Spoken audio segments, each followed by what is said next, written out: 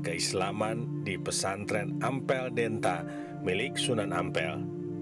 Di pesantren ini, Raden Paku mempelajari dan memahami semua tentang Islam, hingga akhirnya mendapatkan gelar Hokul Yakin. Ya, pasti zaman dulu itu pendidikan ini dibagi 7 tahun. Jadi 7 tahun pertama, 7 tahun kedua, 7 tahun ketiga, sampai 7 tahun keempat. Begitu, 7 tahun pertama itu biasanya pendidikan pembiasaan informal di rumah sendiri.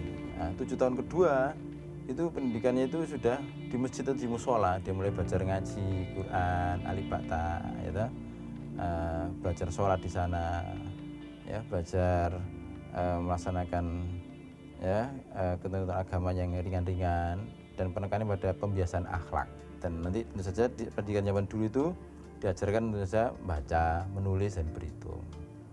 Nah, setelah 7 tahun kedua mulai 4 tahun 14 ya itu sudah diajari lebih dalam lagi disiplin ilmu yang lebih spesifik seperti ya ilmu tauhid, ilmu fikih ya secara ilmiah dan ilmu akhlak.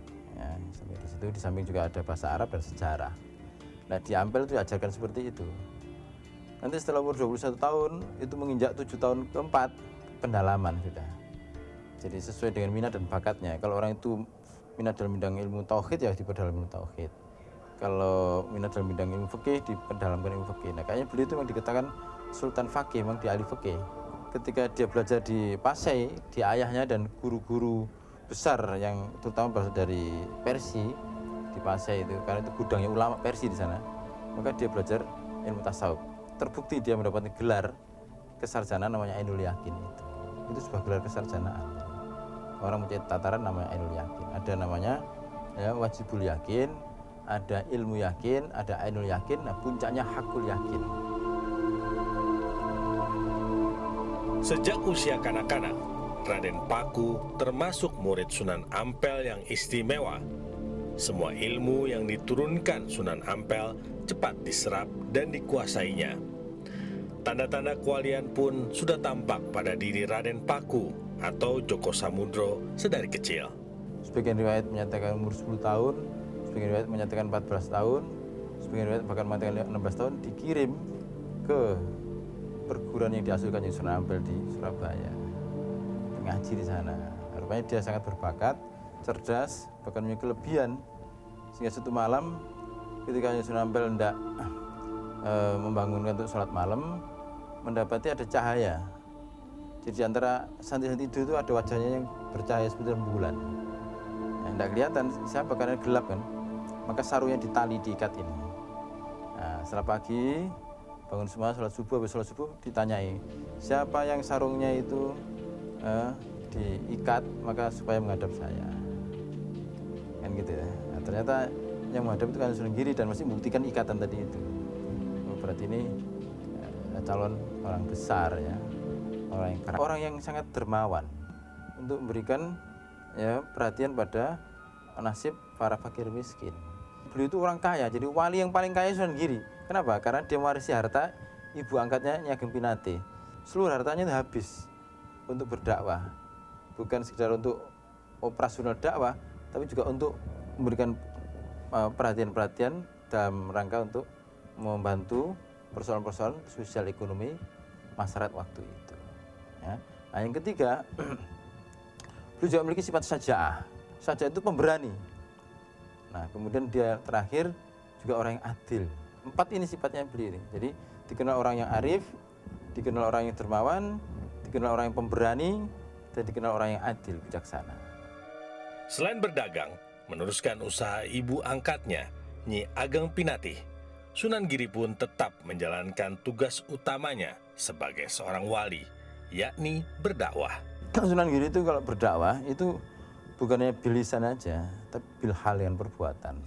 Dikisahkan bahwa suatu hari dia diminta oleh ibundanya, ibu angkatnya untuk memimpin ya armada kapal dagang ke Kalimantan, ke Banjar. Dia ingin bawa barang-barang dagangan.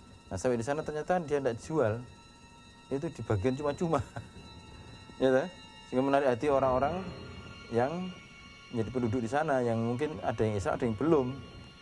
Nah, dari situ Kemudian dia memang akhirnya banyak orang tertarik masuk Islam. Jadi dengan memberi dulu, melakukan satu pelayanan sosial. Dalam riwayat diceritakan, Sunan Giri menikah 2 kali dalam 1 hari. Salah satunya dengan anak Sunan Ampel, Dewi Mutosiah. Dan kebetulan itu pula juga waktu Sunan Giri pagi-pagi menjelang subuh, mampir air di Kalimas itu, ada buah delima itu diambil. Nggak tahunya itu buah delima itu punyaan Ki Ageng Bungkul yang selama ini hilang. Padahal itu kan kesayangan putrinya satu-satunya Dewi Wardah itu. Kemudian Sunan Bungkul juga membuat sayembara, siapa yang bisa menemukan buah delima kesayangan putrinya itu akan diambil menantu juga. Tahu-tahu yang menemukan Raden Paku itu tadi. Jadi 1 hari nikah 2 kali, pagi sama putrinya Sunan Ampel, Dewi Mutosiah, siang sorenya habis asar mendapat putrinya Ki Ageng Bungkul, Dewi Wardah itu. Sunan Giri itu punya istri dari Sunan Ampel, namanya Dewi Mutosiah. Tapi juga punya istri yang kedua, Dewi Wardah. Itu putra Ki Ageng Bungkul. Lah Ki Ageng Bungkul yang di Pertuan Surabaya itu dari bangsawan Majapahit. Tapi dia masuk Islam. Jadi Ki Ageng Bungkul itu muridnya Sunan Ampel, punya anak Dewi Wardah, kemudian dinikahi oleh Sunan Giri. Kelak dari istri Dewi Wardah inilah nanti yang akan menurunkan keturunan yang menjadi adipati-adipati Surabaya. Sedang keturunan yang dari putri Sunan Ampel itu melanjutkan kepemimpinan di Giri.